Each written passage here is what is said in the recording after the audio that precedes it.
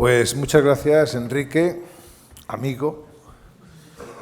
Ciertamente no es fácil coincidir en una mesa o en los aledaños con tantos amigos, porque cierto es que Enrique Balmaseda, el director de la Cátedra del Español, pues es amigo y compañero desde hace tantísimos años, no tantos como lo de Nebrija, pero desde hace muchos años, lo suficientes. Y la profesora Teresa Jiménez Calvente, pues es amiga entrañable también ya desde hace mucho tiempo. Para mí es una satisfacción y un placer presentar a Teresa Jiménez Calvente, que es catedrática de Filología Latina en la Universidad de Alcalá de Henares.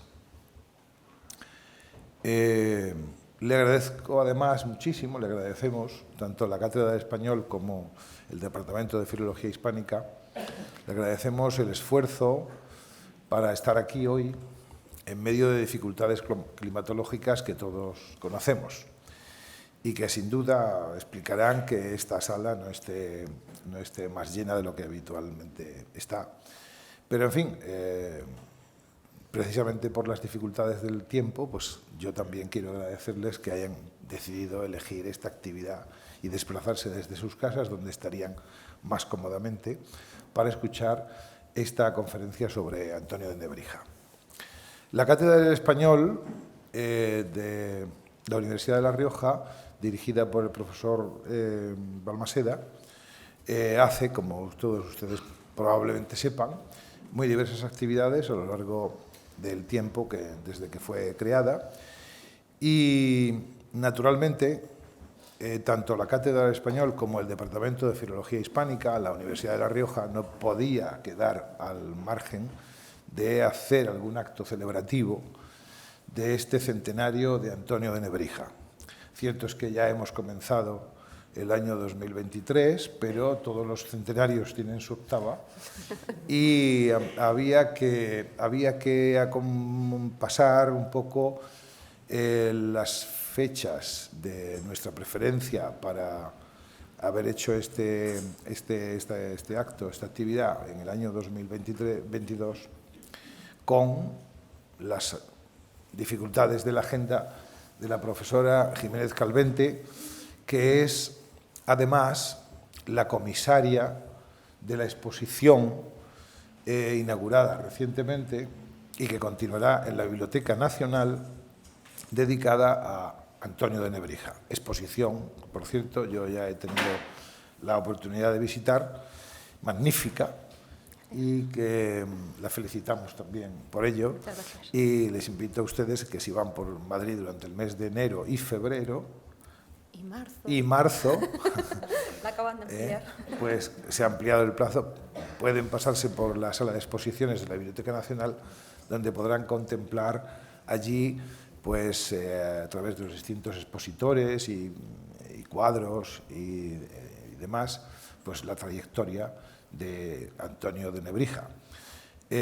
Uno de los humanistas, si no el mayor y más importante de España en la época de los siglos XV-XVI,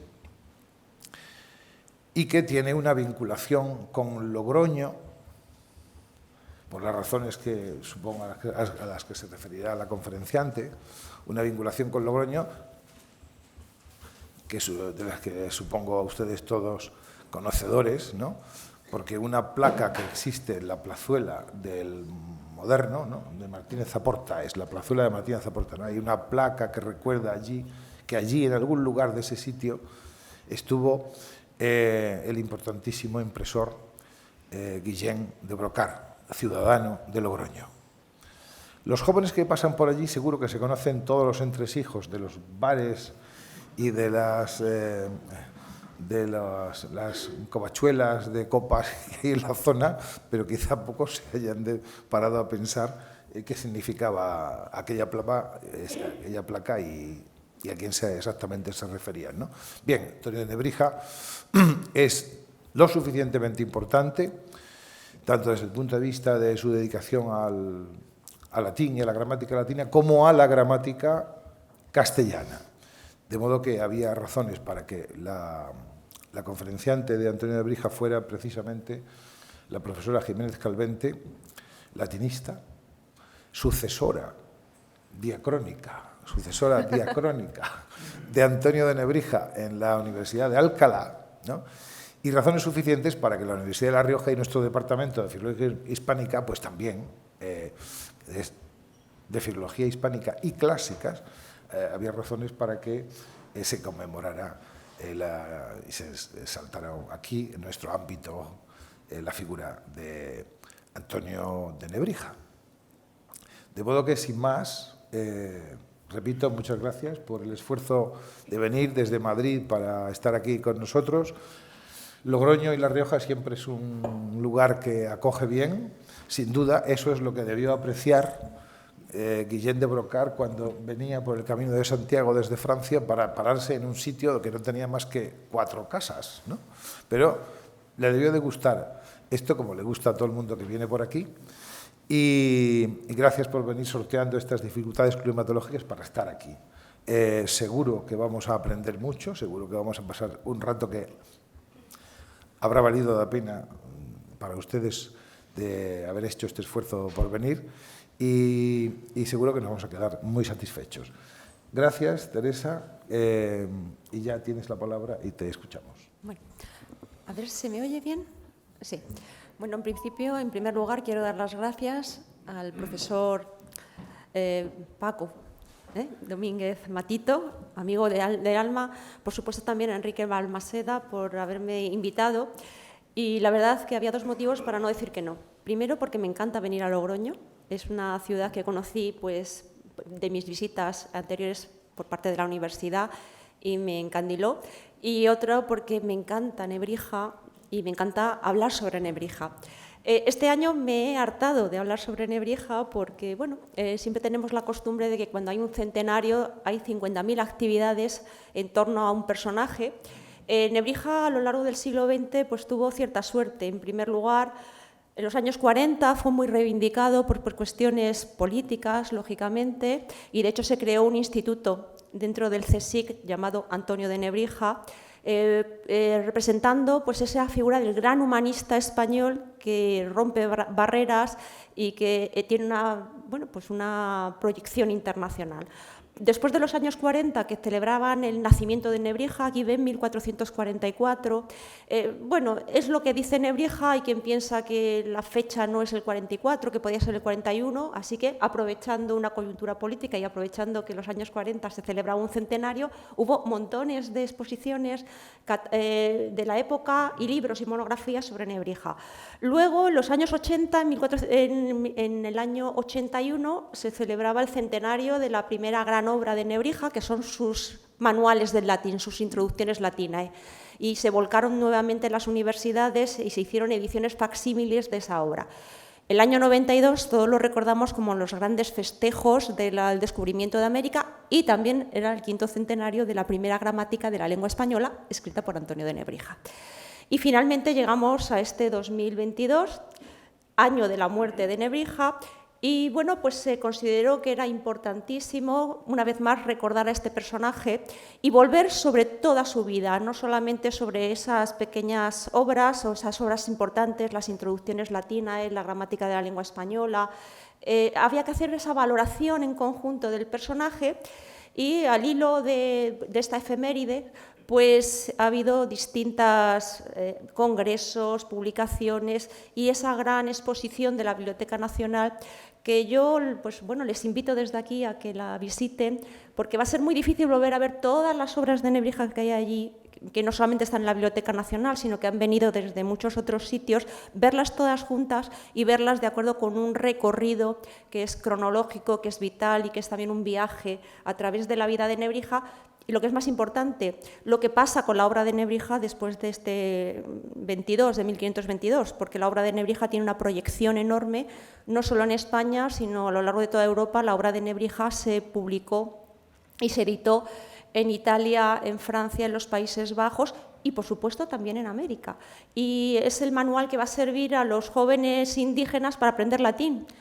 Y luego pues veremos, como es algo de lo que no voy a hablar hoy, de la proyección de Nebrija, porque eso nos daría para otra conferencia, el pobre Nebrija lo que no sabía es que siglos después, aquellos que habían estudiado latín con sus introducciones latinae, cuando tuvieron que empezar a comunicarse con los nuevos habitantes pues, de toda América, decidieron que había que comunicarse con ellos en sus lenguas. Había que utilizar el náhuatl, el quechua, el mosca, todas esas lenguas amerindias, 400 nos dicen los de la época, y para conseguirlo había que escribir gramáticas. Y había que escribir gramáticas de esas lenguas que eran, como decía alguno de estos Fray Domingo de Santo Tomás, decía, eran unas lenguas peregrinas, raras, extrañas. ¿Qué hicieron? Coger el modelo de las gramáticas de Nebrija, coger el modelo de los diccionarios de Nebrija y escribir gramáticas de esas lenguas, que van a ser las primeras gramáticas, las primeras descripciones de lenguas que fuera del ámbito europeo, lógicamente. Esas lenguas no se parecían para nada al latín, no se parecían para nada al español, y sin embargo, gracias al instrumento tan bien hecho que había facturado Nebrija en el siglo XV, esas gramáticas las tenemos hoy aquí. Y esas gramáticas no solamente son gramáticas de las lenguas amerindias, sino que cuando España llega a Filipinas, tenemos gramáticas de las lenguas asiáticas e incluso una gramática japonesa, del japonés del siglo XVIII, cuyo autor, Fray Melchor Ollanguren de Santa Inés, dice, es profeso, que él ha utilizado el modelo de Nebrija como el mejor modelo posible para describir la lengua japona, que es como se llamaba entonces. Así que para que vean que la proyección de este personaje es importante y que merece que nos acordemos de él, no solo en el año 22, sino que si es posible de vez en cuando volvamos sobre uno de estos grandes personajes que ha dado la historia cultural española. No me quiero entretener más y vamos a empezar este recorrido. Y como verán aquí, voy a ir haciendo un recorrido por la vida de Nebrija. Nebrija no es un personaje que tuviese una vida que hoy llamaríamos apasionante. Era un profesor universitario. Y los que somos profesores universitarios sabemos que tenemos una vida pues bastante monótona. Es una vida de muchas horas de estudio, muchas horas de clase. Y bueno, la vida de Nebrija fue así. Y bueno, más viajero de lo que pudiéramos pensar. Ahora vamos a ver esos viajes, ¿no? Así que vamos a ir siguiendo la vida de Nebrija y al hilo que vamos siguiendo su vida, ver las obras, que son muchas y muy diversas, y por eso le encaja bien esa etiqueta de humanista, en el sentido que teníamos del humanismo en esa época, o que se llamaba humanista de esa época, es decir, una persona que le interesa el estudio, y como le interesa el estudio, le interesan todas las materias que se puedan estudiar, las materias de ciencias, que diríamos hoy en día, y las materias de letras. Y va a tener una obra dilatadísima que va a atender a todas esas esferas. Así que les invito a comenzar conmigo ese viaje. Bueno, esto va a ser muy rápido. Estas serían las 3 grandes monografías que tenemos todavía acerca de la biografía de Nebrija y la obra de Nebrija. La primera, recuerden que os he dicho que en los años 40 se hizo un estudio muy profundo de la figura de Nebrija. Sigue siendo un libro delicioso de lectura, pero evidentemente por él han pasado los años y ha sido modelo para quienes hemos estudiado Nebrija después. Y luego, al hilo de los centenarios, creo que el mejor libro de todos los que han salido y que va a durar muchos años es justamente el de Pedro Martín Baños, que tienen aquí. Es una magnífica biografía de Nebrija, muy amena, porque no solamente habla de Nebrija, sino también de su época. Y después, este mismo año, del 2022, José Antonio Millán ha escrito este pequeño librito, mucho más breve que el de Pedro Martín Baños, pero también muy interesante, muy bien escrito y que despierta mucha curiosidad por el personaje. Así que si alguien después de la charla quiere profundizar en Nebrija, su obra, su época, aquí tienen esas obras. Bueno, esta lo vamos a dejar y vamos a empezar directamente con el nombre. Nosotros estamos hablando de Antonio de Nebrija, pero Antonio de Nebrija, bueno, no existió, en el sentido de que no es su nombre real. Si nosotros nos vamos a los nombres de sus padres y cómo se debería haber llamado Nebrija, pues sabemos que debió llamarse Antonio Martínez de Cala. ¿Por qué? Porque era hijo de Juan Martínez de Cala el Viejo y de Catalina Martínez de Jarana. Esos son sus padres.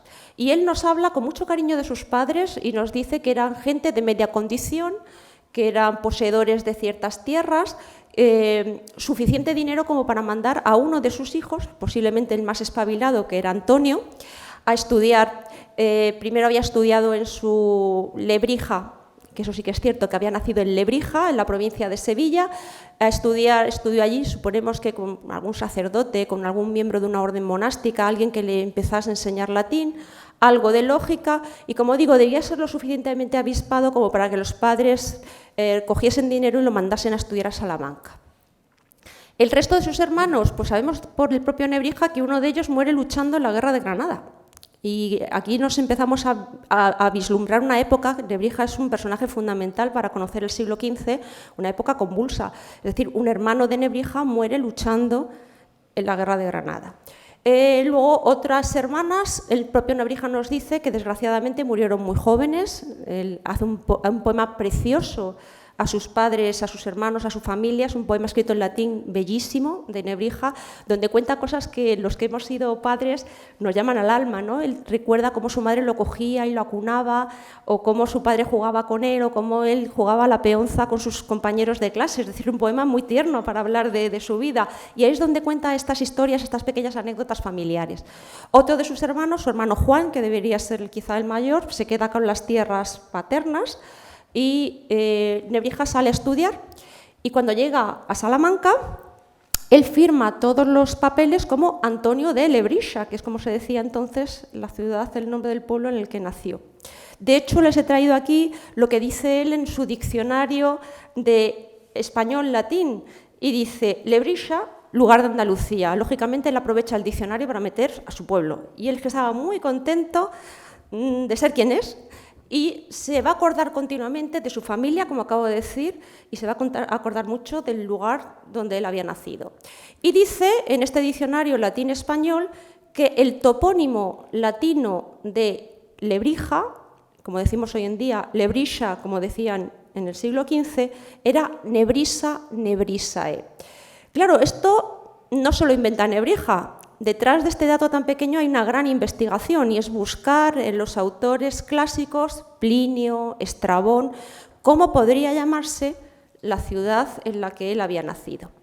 Y en esos autores se habla de Nabrisa, y luego encuentra un poeta latino muy poco conocido, pero evidentemente esto no es una clave para decirnos que él era muy estudioso. Encuentra a este poeta latino que dice, ¿suena mucho?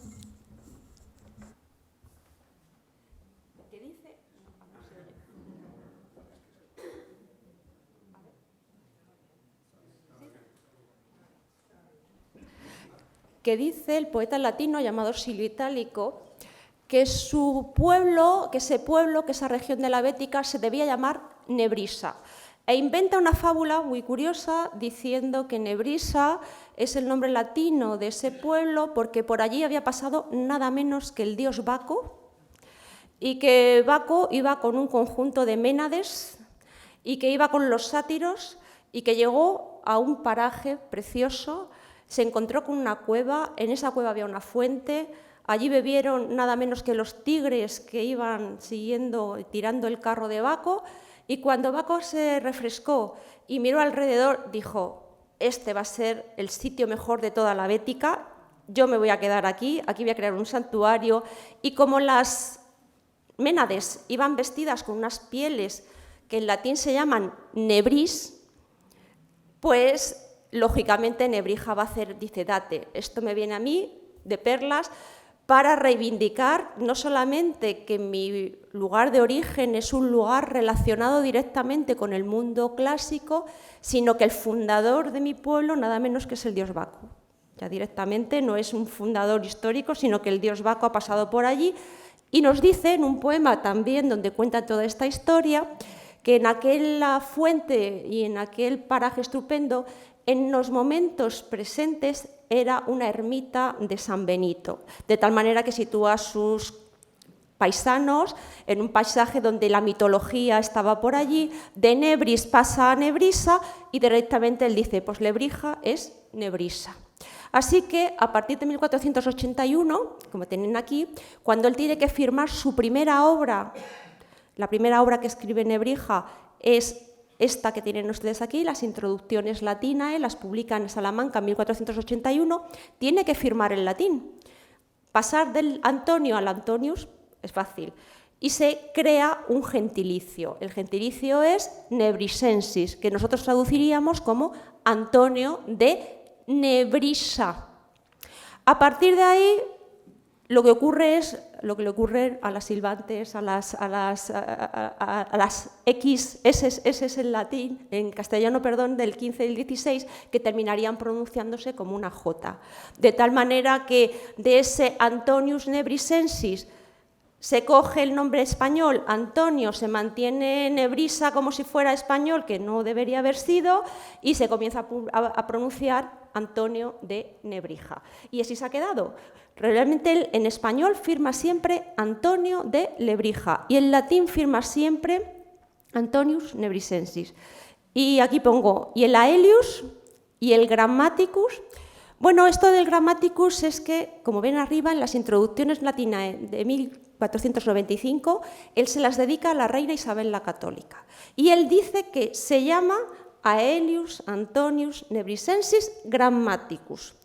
Lo de la Aelius pues es también una especie de brindis al sol, diciendo que en la Bética, cuando él era joven, paseando por los campos, encontraba muchas lápidas, muchos epígrafes de antiguos romanos, y que casi todos en esa zona se llamaban Aelius. Y recuerda, paisanos míos son nada menos que Aelius Trajanus y Aelius Adrianus, es decir, el emperador Trajano y el emperador Adriano eran parientes suyos. Así que imagínense, Baco, los emperadores romanos, estaba contentísimo de ser de la Bética, él continuamente, y además decía que era el pasado romano más cercano, más quizá el que había dado a Roma escritores más célebres. Así que él se siente como continuador de esa saga. Y por eso se pone el Aelius. Y lo de Grammaticus, pues aquí esto sí que es una profesión, dice él se considera tan orgulloso de ese trabajo suyo, que es el ser Grammaticus, y lo digo en latín, porque Grammaticus en este momento es profesor de gramática, y gramática es latín. ¿Y por qué está tan orgulloso de ser profesor de latín? Pues aquí hay una reivindicación frente a lo que era la communis opinio de la época. En la época el profesor de gramática, como hoy en día más o menos, era el que menos ganaba de todo el claustro universitario. Era considerado como un profesor de primer orden. Hay que tener en cuenta que enseñaba a los jóvenes que llegaban a la universidad, jóvenes de 14 y 15 años. Equivalía a tener delante a jóvenes de secundaria, adolescentes, a los que había que enseñar latín. ¿Y por qué había que enseñar latín en la universidad medieval? Porque toda la docencia, toda la enseñanza estaba en latín. Los libros y las clases se impartían en latín. El latín te permitía viajar por todas las universidades europeas, de tal manera que si no sabías latín no podías avanzar en los estudios. El latín era la primera puerta que había que cruzar para luego alcanzar las disciplinas que eran realmente importantes, las que se consideraban que daban prestigio: teología, derecho y medicina. El latín estaba ahí, por lo tanto, en la primera base, y se consideraba que cualquiera podía enseñar latín.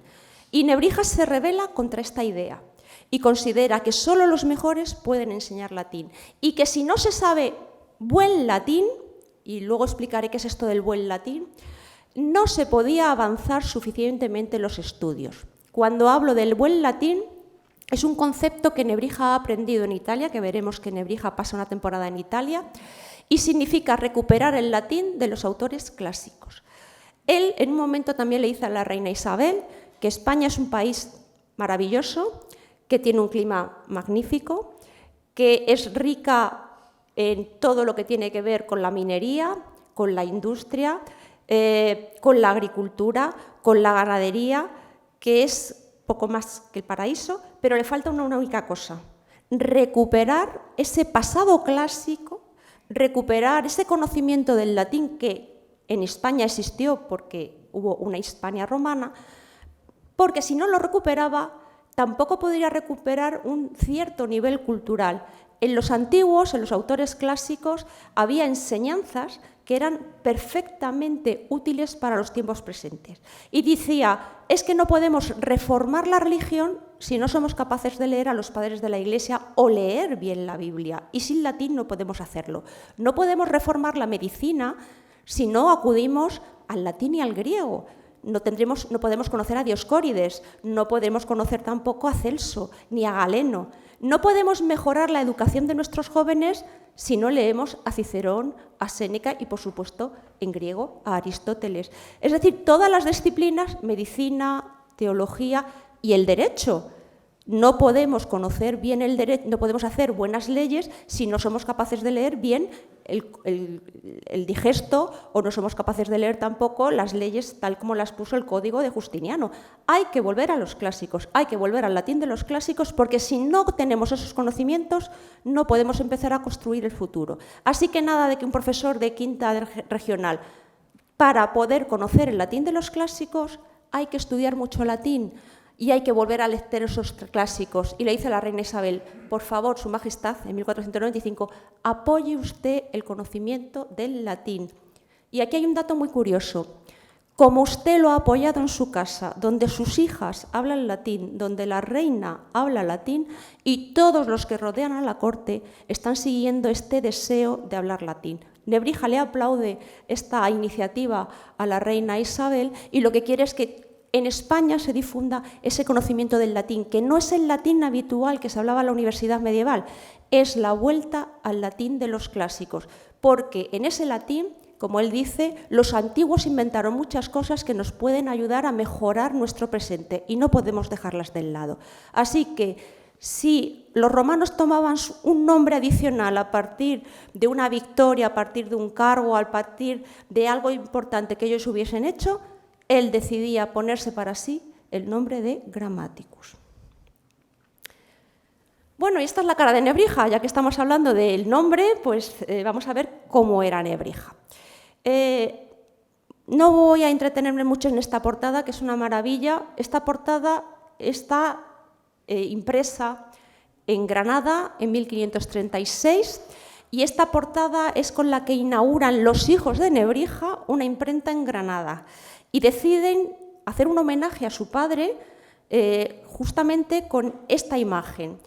Y ponen en el centro el rostro de su padre, a partir de un grabado que realiza un grabador que trabaja para ellos y que copia un retrato que se le había hecho a Nebrija en alabastro, justamente cerca de aquí, en Burgos, uno de los grandes escultores del momento, Felipe de Bigarni, que había esculpido el rostro de Cisneros y al mismo tiempo había esculpido el rostro de Nebrija. La cosa tiene importancia. Imagínense lo importante que era considerado ya Nebrija en esa época como para que un escultor que está trabajando para Cisneros haga lo mismo, haga lo propio con Nebrija. Y a partir de ese retrato, los hijos deciden que se haga un grabado xilográfico, una plancha de madera, y van a estamparla desde 1536 en todas las obras que ellos publiquen en Granada, que normalmente son las obras de su padre.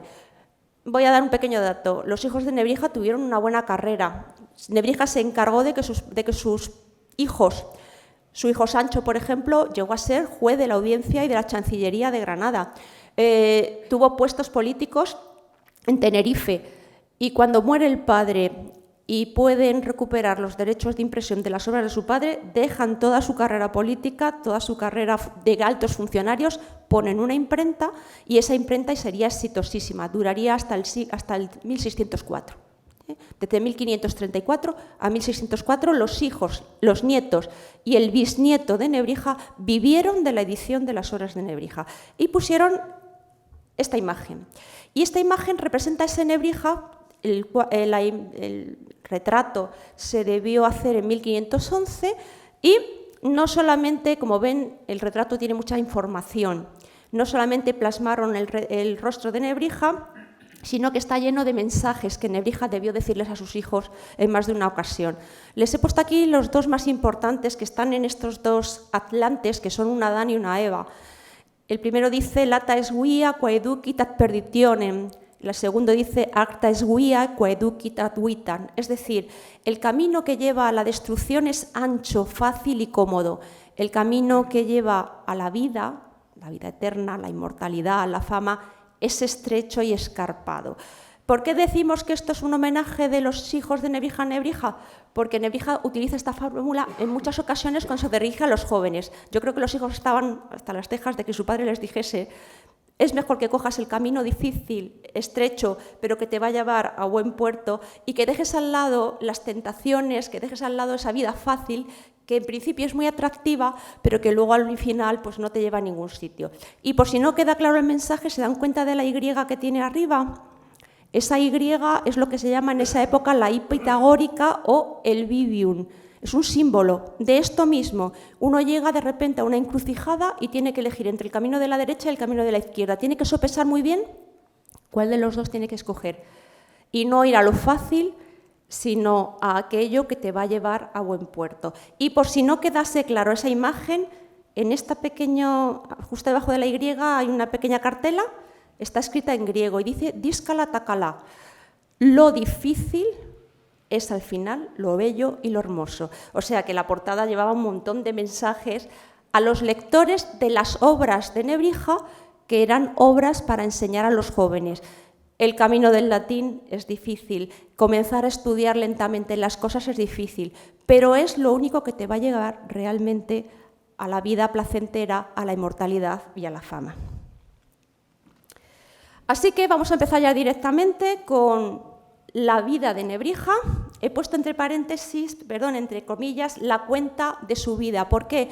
Porque Nebrija habla mucho de sí mismo. Antes me he referido a los poemas, pero él va a escribir varias veces acerca de cuáles son sus razones vitales y cuál ha sido su vida, quiénes eran sus padres, quiénes fueron sus profesores, qué vida llevó en la universidad y, sobre todo, cuáles eran sus aspiraciones. Tenemos suerte quienes nos dedicamos a Nebrija porque tenemos muchos datos.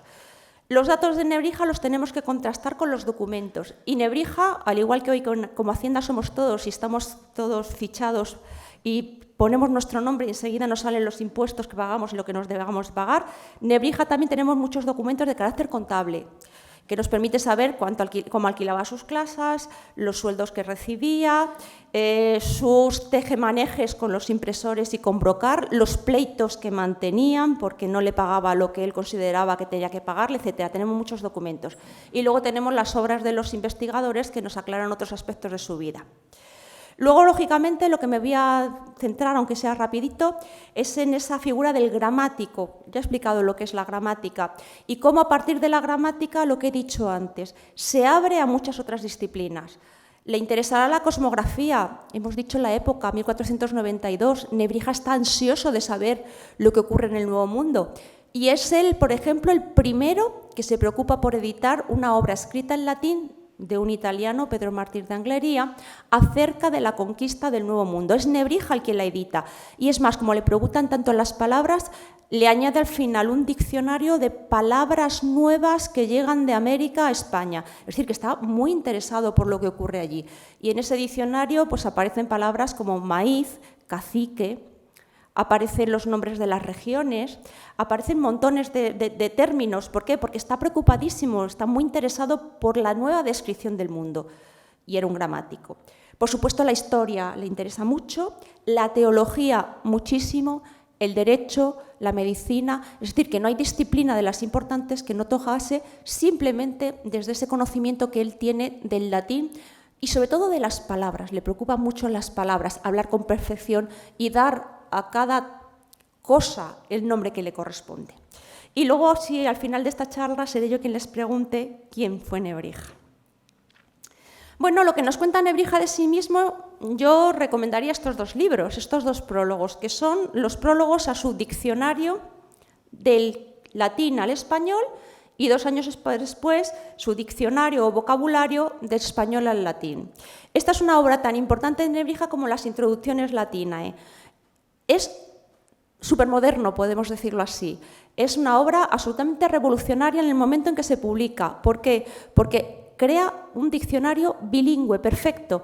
Tenemos una columna de términos latinos y a cada palabra le corresponde una palabra española. Eso es dificilísimo de hacer. Y está tan bien hecho que lo que hicieron después muchos autores fue coger los lemas que Nebrija había escogido como lemas, son 28.000 de lemas en latín, unos 22.000 en español, las palabras más usuales, aquellas que te permiten leer a los clásicos, pero también hablar un correcto latín. Eso significa seleccionar qué términos son los importantes. Y ahí tienen que estar los términos literarios, pero también palabras modernas. Por ejemplo, en 1494 introduce por primera vez una palabra americana en español, canoa. Es decir, que está abierto, despierto a todo lo que está sucediendo. Por cierto, crea como transcripción al latín, utiliza un término griego, monoxilon, que significa un solo tronco. Es decir, la canoa, ¿cómo describes una canoa? ¿Cómo le das un significado con una sola palabra? Está hecha de un solo tronco. Así que, como digo, estaban tan bien hechos que lo que hicieron después, por ejemplo, en el primer diccionario de árabe que se escribe en el mundo, que se hace en Granada, se cogen los lemas de Nebrija y se traducen al árabe. Uno de los primeros diccionarios latín-francés, se cogen los términos de Nebrija y se traduce al francés. El primer diccionario latino-catalán, se coge los términos de Nebrija y se traducen al catalán. Y esto mismo ocurre con la lengua siciliana, con la lengua toscana y con muchas lenguas amerindias, otra vez. Se cogen los lemas de Nebrija y se traducen a la lengua correspondiente. ¿Por qué? Porque están muy bien hechos. Y como es una obra tan novedosa, tan sorprendente, escribe 2 prólogos y en esos prólogos habla largo y tendido sobre su propia vida. Vamos a ver lo que nos dice. Una de las primeras cosas que nos dicen en estos prólogos es lo que he dicho antes. Él dice que nació un año antes de la batalla de Olmedo. Y eso, la batalla de Olmedo es en 1445, luego él fecha su nacimiento en 1444. Y a partir de ahí va a contarnos cuál ha sido su periplo hasta llegar a la fecha en que esto está escrito. Esto está escrito en 1494. Y ahí nos dice un dato importantísimo, que en ese momento tiene 50 años. Claro, un hombre de 50 años en esa época es un hombre que ya sabe cuál ha sido su vida y sabe lo que quiere hacer de ahí en adelante, hace balance de esa vida. Y lo que nos dice es justamente lo que he subrayado en estos 2 apartados. El primero tiene un fuerte sentimiento, ya lo hemos visto con la Bética, pero es en general con España. Tiene un fuerte sentimiento que llamaríamos hoy patriótico. Quiere que su esfuerzo sirva para mejorar la educación, el conocimiento de todos. Y por eso va a hacer una cosa también absolutamente novedosa. Va a esforzarse porque todas sus obras vayan a la imprenta. Y de esa manera conseguir que sus hallazgos no solamente se queden en el aula o de la universidad. Al fin y al cabo, tú recibes todos los años un montón de alumnos de 15 años, te agotan las fuerzas, pero al año siguiente vuelves a empezar de cero. Y él de repente se da cuenta de que con la imprenta va a poder llegar muy lejos. Y va a poder conseguir algo que a él le obsesiona, que incluso quien no tiene dinero para ir a la universidad, comprando un libro que no sea excesivamente caro, va a poder estudiar en su casa sin profesor. No me digan que no es revolucionaria esta idea, esto es como los medios actuales. Es más, en ocasiones en estos diccionarios, por ejemplo, dice que el tamaño del libro lo ha pensado por 2 motivos, para que no sea muy caro y sobre todo que tenga un formato que se pueda llevar a todos los sitios y de esa manera conseguirá que la gente se familiarice con la materia que está dentro de esos libros. Creo que era un hombre además curioso e inteligente. Así que tiene un servicio, un sentimiento patriótico de que los demás se aprovechen de esas cosas que él ha conocido. ¿Y qué espera obtener de eso? Lo que dice aquí. Quiere obtener, ser famoso, que la gente le recuerda. Desde luego lo consiguió, porque hoy, 19 de enero del año 23, estamos hablando en Logroño de Nebrija. Así que yo creo que sí que consiguió. Y voy a leerles lo que él, con las palabras que él lo dice. Ninguna cosa tuve más delante de mis ojos que traer al común provecho de todos mis velas y traballos, porque después de muchos merecimientos en nuestra república alcanzase gloria inmortal. Es decir, yo me paso la vida, me dejo las pestañas estudiando, pero quiero que ese conocimiento se difunda y que sirva para cambiar el nivel cultural, podemos decir así, no solamente de los que van a la universidad, sino de todos mis compatriotas. ¿Y qué quiero obtener yo ello? A cambio de ello, gloria inmortal. ¿Y qué es lo segundo que dice? Pues explica eso que hemos visto antes del camino duro y difícil. y teniendo yo ingenio y también doctrina para alumbrar una de aquellas artes que son para ganar dinero, es decir, yo era suficientemente espabilado como para utilizar mi inteligencia en aquellas disciplinas que daban pasta. Y sin embargo dice, y más aparelladas para alcanzar honras, es decir, si yo me hubiese dedicado al derecho o hubiese hecho lo que sus padres pensaban de él, ahora lo veremos, que hubiese seguido la carrera eclesiástica, pues evidentemente obtendría un cargo importante dentro de la Iglesia o un cargo importante dentro de la función pública del momento, es decir, sería juez o sería secretario o lo que sea. Y yo tenía cabeza para ello. Sin embargo, no me contenté por ir por aquel muy común y hollado camino, la imagen del camino otra vez, mas por una vereda que a mí solo de los nuestros me fue divinamente mostrada. No cogí el camino grande, sino la vereda estrecha. ¿Por qué? Porque yo no he puesto y he cifrado mi vida en ganar dinero. Bueno, esto había que matizarlo. Fue bastante habilidoso como para ganar dinero y bastante dinero. Pero no como una meta sin más, sino que lo que él quería, lo que hemos dicho antes, que todos me pudiesen aprovechar de esa forma que tenía él de ver la cultura y de ver la enseñanza. Bueno, pues ahora vamos a viajar con Nebrija. Hemos dicho que nació en Lebrija y esto sería uno de los grabados que se repiten una y otra vez y que responde bastante al perfil que tiene esa Lebrija. Hemos de imaginarnos a un niño que sale de Lebrija pues cuando él tiene 14 años más o menos y que ya no volvió nunca más a su pueblo. Y eso también es una cosa que él dice una y otra vez.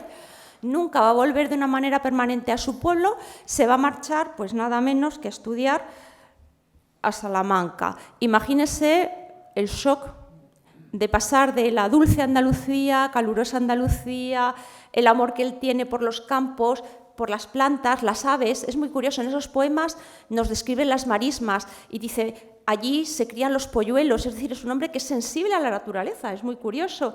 Y claro, les he traído una foto, pues no podría ser de hoy, una foto de esta Salamanca. No es el perfil de la Salamanca que conoció Nebrija, que hay edificios que en la época de Nebrija no estaban, pero evidentemente es esa imagen yo que he traído por el contraste, ¿no?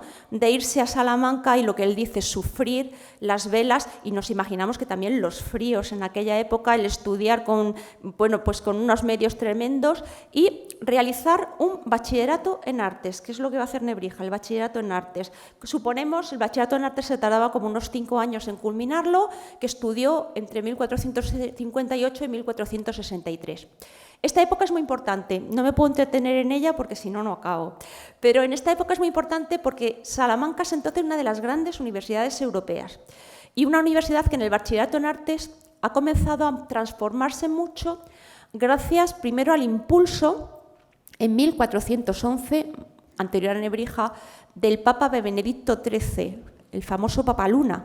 El famoso Papa Luna se esforzó mucho porque la Universidad de Salamanca tuviera unos estatutos que permitieran ponerla a la altura de una universidad como París. Y va a cambiar mucho la fisonomía de esa universidad y va a propugnar con sus estatutos que se introduzcan cátedras nuevas como la cátedra de astronomía y la cátedra de filosofía moral. Los estatutos del Papa Luna de 1411 eran tan severos en cuanto a la obtención de grados y la consecución de profesores que hubo que descafeinarlos un poco en 1422 gracias al Papa Martín V.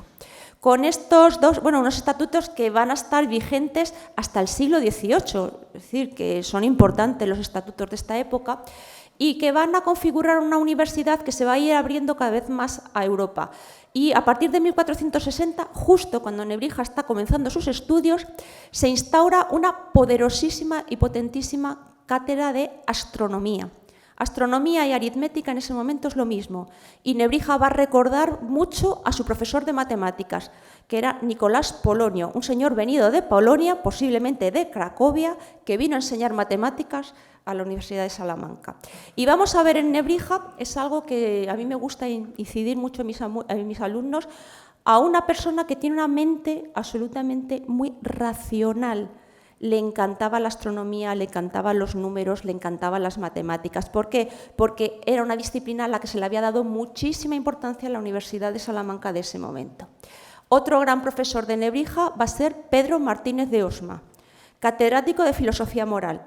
Y en la cátedra de filosofía moral de ese momento lo que se está estudiando es Aristóteles, la Ética Nicómaco, una obra fundamental para entender los grandes cambios en la política del siglo XV en Europa y en España. Y se está estudiando a Aristóteles no a partir de las traducciones medievales, sino a partir de las traducciones que están haciendo los humanistas italianos. Así que tenemos a un Nebrija que cuando está estudiando en Salamanca está estudiando con muy buenos profesores y está estudiando disciplinas que le están abriendo la mente y que va a aprovecharlas muy bien cuando, después de terminar su bachillerato en artes, recibe una beca para estudiar teología en Bolonia. Y he incidido en teología, porque Nebrija parte a Bolonia quizá para cumplir el sueño de sus padres, de entrar por la vía de la Iglesia y obtener, lógicamente, tener una carrera, dada su buena formación, pues tener una buena carrera dentro de la Iglesia. Y estudia en Bolonia durante estos años, 1465 y 1470, y está estudiando el bachillerato en teología.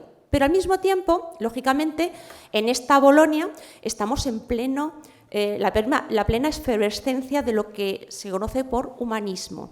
Los italianos ya habían hecho ese camino que luego reivindicará Nebrija, recuperar el latín de los clásicos, que para los italianos es fundamental porque se sienten herederos directos del Imperio de Roma. Hay que leer lo que dicen los humanistas de este momento. Italia está dividida en 50.000 repúblicas y hay que volver a crear una Italia grande. Ojo, que les ha costado hasta llegar al siglo XIX. Es una idea que los italianos han estado una y otra vez, pero hasta Garibaldi, pues en 1820 no comienzan. Pero una y otra vez los humanistas están diciendo que la manera de unir a Italia es volver a traer todos los ideales del Imperio Romano. Y hay que empezar por traer la lengua. Esto es lo que se encuentra en Nebrija cuando llega a Bolonia. Y es lo que Nebrija se traerá a España cuando Nebrija deje Bolonia. Ha culminado sus estudios de teología. Ha avanzado mucho, porque nosotros luego vemos que Nebrija sabe mucha teología, pero lo que le llama la atención de Italia es justamente esa novedad que ha encontrado allí.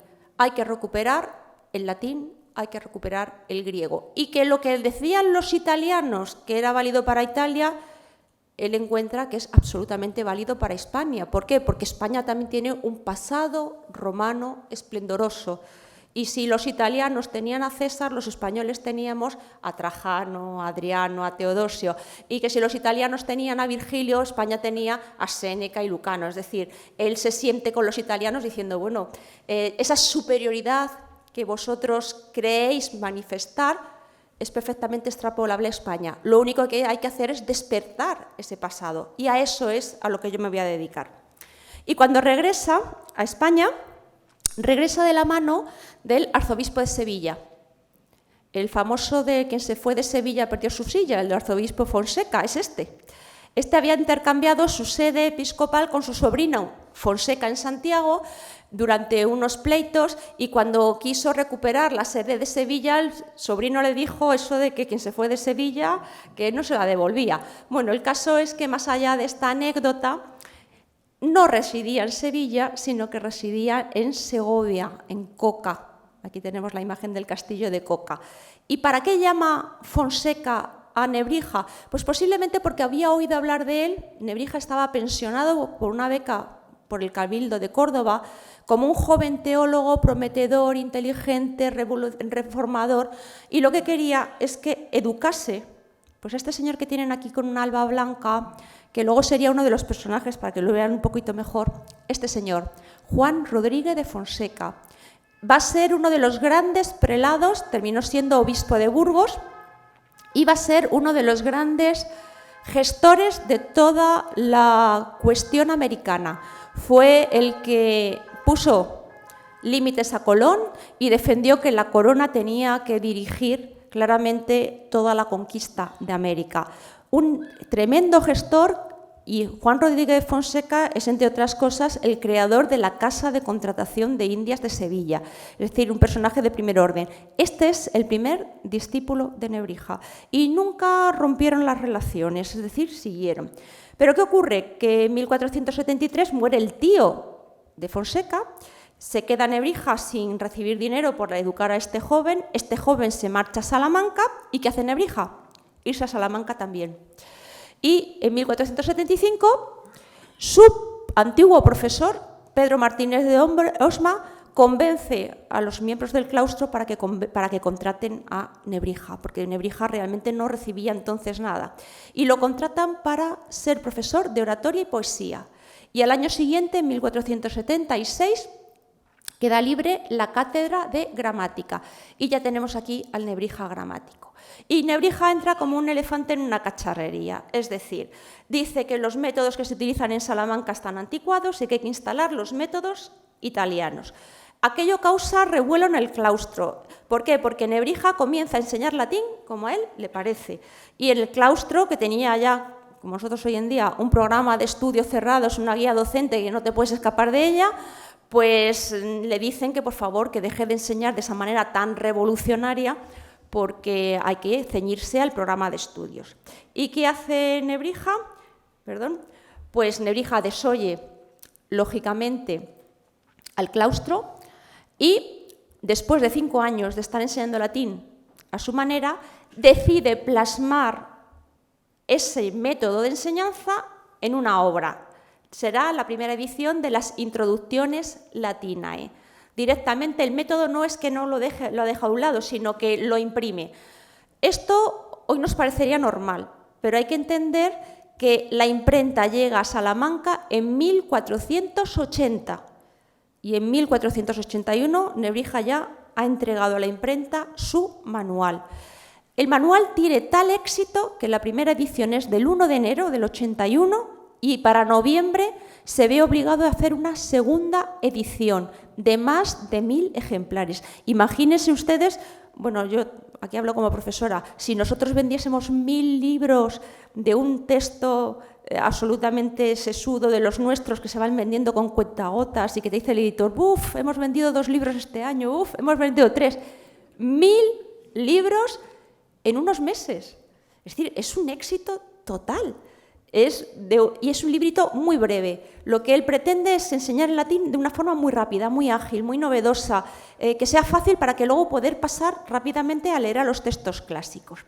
La obra tiene tal éxito que en 1485 le da ya una vuelta total y la estructura en 5 libros y vuelve a ser igual de exitosa, que es la segunda edición en 1485. E incluso hace un libro entero, lo escribe en verso, ¿para qué? Para que sus alumnos puedan memorizar mejor ciertas reglas. Esta estructura en 5 libros es la que se va a mantener ya para siempre.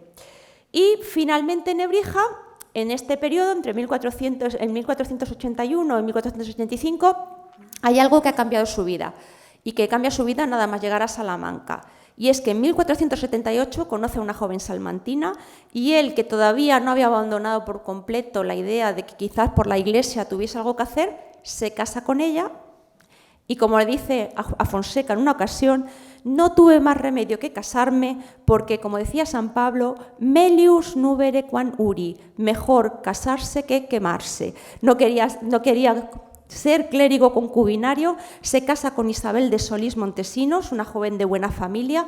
Ojo, su hermano es Juan de Salaya, uno de los mejores astrólogos y catedrático de astrología de la Universidad de Salamanca, amigo de Abraham Zacuto, el famoso de las tábulas, un famosísimo astrónomo que tuvo que abandonar España justamente en el 92 porque se negó a convertirse, terminó en Portugal. Como digo, se ha casado y lo de la imprenta le solventaba un problema. Hacemos recapitulación. Nebrija daba clases de oratoria, daba clases de poesía, daba clases de gramática y, como él dice, o como diría un chico de hoy en día, no le daba la vida. No tenía sueldo suficiente porque encima comienza a tener hijos. Nebrija, que sepamos, tuvo 9 hijos. Así que, lógicamente, la imprenta va a ser una manera, un método de completar ese salario. Con el éxito de su obra, lógicamente, se va a garantizar un nombre, esa inmortalidad por la que él sueña, y, por supuesto, también unos dineros, como decimos hoy en día, gracias a las ediciones y reediciones de manuales que son exitosísimos. Lo que en nuestra jerga llamamos la industria textil, es decir, no los libros de estudio, sino los libros de texto que van pasando de mano en mano los jóvenes y no tienen más remedios que comprarlos. Él es muy hábil. Si yo voy reformando esa obra, la voy mejorando, pero como nos pasa a los padres, sabemos que cuando cambian la edición, el libro del hermano no te vale y tienes que volver a comprar la nueva edición. Y en esto Nebrija fue un maestro. Es decir, que lógicamente él también es un hombre inteligente y se da cuenta de la potencialidad de la imprenta. En 1484, por fin Nebrija obtiene el título de maestro, es decir, de doctor en su materia. Y a partir de ahí, junto con las obras de carácter pedagógico, comienza a hacer otras obras de carácter más de investigación, que él llama repeticiones, y que la Universidad de Salamanca obligaba por sus estatutos a que al final de cada curso los maestros, los magistri, hicieran una lectura, una conferencia, lo que equivaldría a un artículo de investigación. Y Nebrija cumple fielmente con esa costumbre, y es más, bueno, Nebrija, en todo esto, en la Universidad de Salamanca no hacía más que hacer amigos, entiéndanme la ironía, no hace más que decir que sus compañeros no utilizan el método adecuado, que sus compañeros hablan un latín pésimo, que tiene que haber una reforma de la enseñanza, y se iba ganando amigos, cada vez más amigos, ¿no? Y, lógicamente, lo último que dice es que sus compañeros no cumplen este requisito de hacer un artículo de investigación cada año, y que además él no solo que lo haga y los cumpla, sino que encima los lleva a la imprenta, para que quede constancia de que están bien hechos. Bueno, como digo, esto trajo al final problemas con los colegas del claustro. Y comienza a hacer estas repeticiones. Les he puesto el título de esta, pero para que me entiendan lo exquisito de su investigación, es una investigación sobre fonética latina clásica. Es decir, lo que Nebrija se está planteando es, hay que recuperar el latín de los clásicos, pero ¿cómo sonaba el latín de los clásicos? ¿Cómo hablaban los romanos? No tenemos ningún romano vivo que nos diga cómo sonaba, y lo que hace es indagar y comienza a preocuparse por una cuestión absolutamente moderna. ¿Qué relación hay entre las letras y los sonidos? Y si las letras, que son 28 en el alfabeto, son prácticamente universales en toda Europa, los sonidos que hay detrás son también universales. Y para esta investigación, él pregunta a los judíos que hay en España, pregunta a los árabes que hay en España, indaga cómo dicen o pronuncian en latín los italianos, cómo pronuncian el griego los griegos emigrados de Bizancio, y comienza a hacer una elaboración teórica acerca de cómo suenan los sonidos o cómo suenan las letras. Algo que, bueno, la ciencia lo ha hecho de una manera muy sistemática desde el siglo XIX, pero estamos en el siglo XV.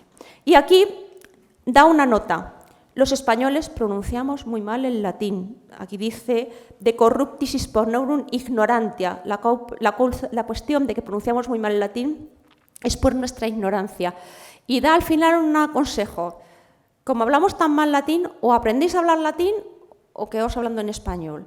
Porque cuando hablamos el latín en un foro extranjero, lo único que conseguimos es que se rían de nosotros. Así que él comienza a pensar que su reforma del latín tiene que empezar desde cero, desde cómo suenan las letras. Bueno, aquí tienen imágenes de estas obras, 1485, 1461, y llega una etapa fundamental. Nebrija no puede más, y lo dice, aquí lo tenemos. Dice, como ya no estuviese en mi mano dejar la vida comenzada, porque después de casado y habidos hillos había perdido la renta de la iglesia, ni pudiese ya vivir por otra parte sino de aquel escolástico salario, vuestra muy magnífica señoría lo remedio. Es decir, Nebrija además dice en este prólogo que el dar tantas clases al día, el tener que escribir estos manuales y atender a su numerosa prole, que imaginamos que la atendía su señora, su santa esposa, pero lógicamente tanto niño por allí gritando, no le dejaba tiempo para acometer esas obras que a él le apetecía acometer ya. Es decir, esas obras de investigación, esas obras que le iban a dar realmente fama. Y vino en su ayuda, pues el señor que tienen ustedes aquí, para mí está justamente que tiene un bonete negro y que está a mano izquierda de la imagen de Nebrija, en la mano izquierda. Es decir, Nebrija está en el centro, en su cátedra, explicando a Juan de Zúñiga, maestre de la Orden de Alcántara. Nebrija deja la docencia y se va a pasar nada menos que 17 años en Extremadura. Aquellos 17 años van a ser para Nebrija pues espléndidos. ¿Por qué? Porque le van a permitir desarrollar todo ese proyecto que él había ido alumbrando en su cabeza, de escribir grandes manuales, pero también grandes obras de estudio. Y este periodo, como digo, es el mejor para Nebrija. Zúñiga tuvo un magnífico palacio, pero esto es lo que queda hoy en día del Palacio de Zúñiga, ¿eh? Se quedó en la comarca de La Serena. Y aquí voy a ir muy rápidamente para que vean ustedes la inmensa obra que desarrolla Nebrija en este tiempo. Sigue trabajando en las introducciones latinae y hace una versión glosada. Quiere decir que no solamente tiene el texto en latín, sino que explica en los márgenes todas las cuestiones de carácter gramatical. Es una obra importantísima, llena de erudición, y se da cuenta de que tanta erudición no vale para los niños. Así que publica esta versión extensa y al mismo tiempo crea una versión abreviada para los niños. Así que a partir de este momento va a haber la versión larga para los maestros, la versión abreviada para los niños. Multiplicamos el público y también las ganancias, lógicamente. En esta época escribe la gramática de la lengua castellana, que es quizá la obra por la que todos conocemos a Nebrija, pero que en su época fue muy incomprendida. Nadie entendía para qué hacía falta estudiar una gramática de una lengua que hablaba uno pues cuando empezaba a hablar. La primera que no lo entendió fue la reina Isabel, que cuando se la presenta dice, y bueno, ¿y esto para qué sirve? Y bueno, ahí le echó una mano pues el que entonces era confesor de la reina Isabel, que es Fray Hernando de Talavera, que luego fue el primer arzobispo de Granada, un hombre inteligentísimo y que había sido catedrático de filosofía moral de la Universidad de Salamanca, es decir, un hombre muy formado. Y a él se le ocurre que esta gramática puede servir para enseñar el castellano, porque se llama gramática castellana, a los extranjeros. Así que la gramática castellana de Nebrija tiene un libro quinto que es Español para extranjeros, un resumen del español para los extranjeros. Y al mismo tiempo, Nebrija dice que gracias a la gramática castellana puede explicar conceptos gramaticales importantes, que es un sujeto, qué concordancia hay entre el sujeto y los adjetivos, bueno, lo que todos hemos estudiado en sintaxis, porque si los entendemos en español, luego nos será mucho más fácil entenderlos en latín. Así que, y además nos permitirá reflexionar sobre los conceptos gramaticales. Bueno, a pesar de estos magníficos argumentos que Hernando de Talavera dice va a servir para enseñar español a los musulmanes que acaban de incorporarse a la corona de Castilla, va a servir para que la gente luego pueda aprender latín fácilmente, va a servir, le dice Nebrija, porque una lengua que está fijada por reglas no evoluciona de manera loca y de esa manera todas las hazañas que se escriban de los reyes católicos en el siglo XV, gracias a una gramática, se van a entender perfectamente en el siglo XX, porque nosotros somos capaces de leer, gracias a la gramática latina, las obras de los clásicos sin ningún problema. Las lenguas que tienen gramática son lenguas fijadas y son como quien escribe una partitura.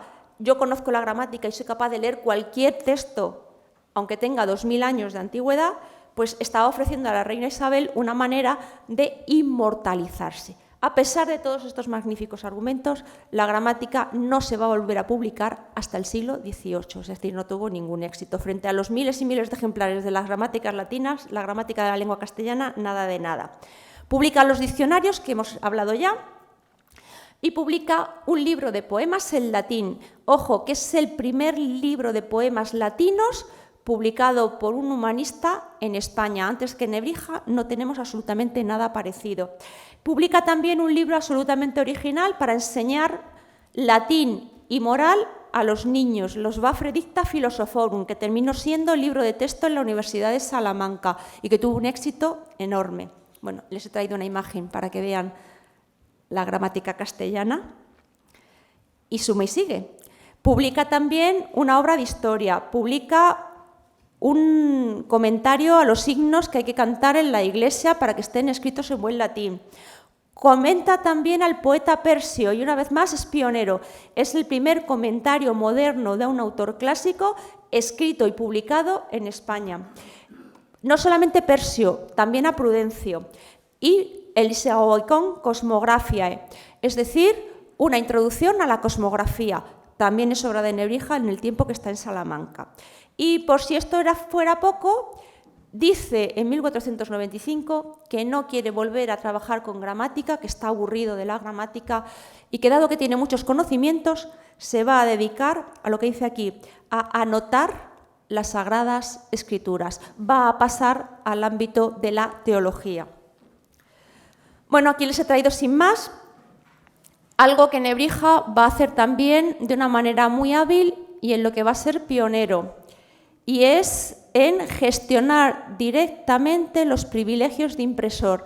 Va a negociar directamente con los impresores y de esa manera puede controlar los ejemplares que se publican y obtener el dinero que le corresponde. Y bueno, pues se muere Zúñiga y se muere su mentor, y un Nebrija que tiene 60 años tiene que volver a la universidad a enseñar latín a los niños.